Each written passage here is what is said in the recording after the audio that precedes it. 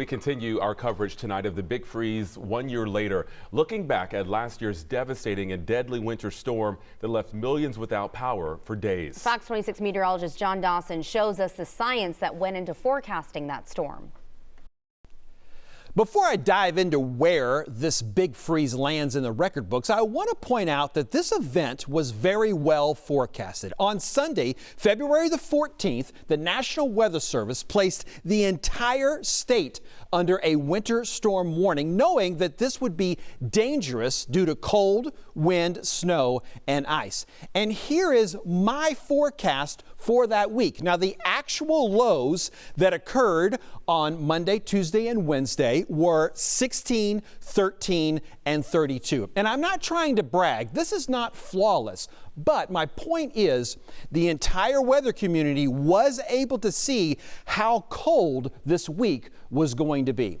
And now to the record books. To give reference, I want to start with the all-time coldest temperature for the city of Houston, which is 5 degrees. The coldest temperature on record in February is 6 degrees. These archives go back to 1889, and the coldest it got last year was 13 degrees. And that's just not very close when we're talking about all-time temperatures.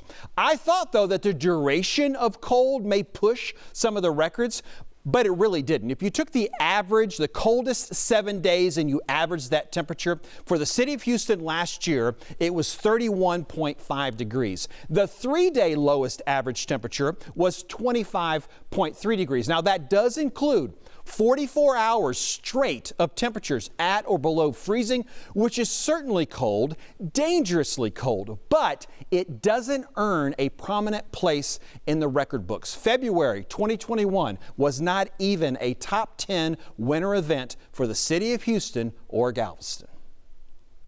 Well, make sure that you stay with Fox 26 this week for a series of reports looking back at what happened and, more importantly, whether those who promised to keep it from happening again were able to make the proper changes. You'll find that coverage on air and online this week at fox26houston.com and through our free Fox 26 News app.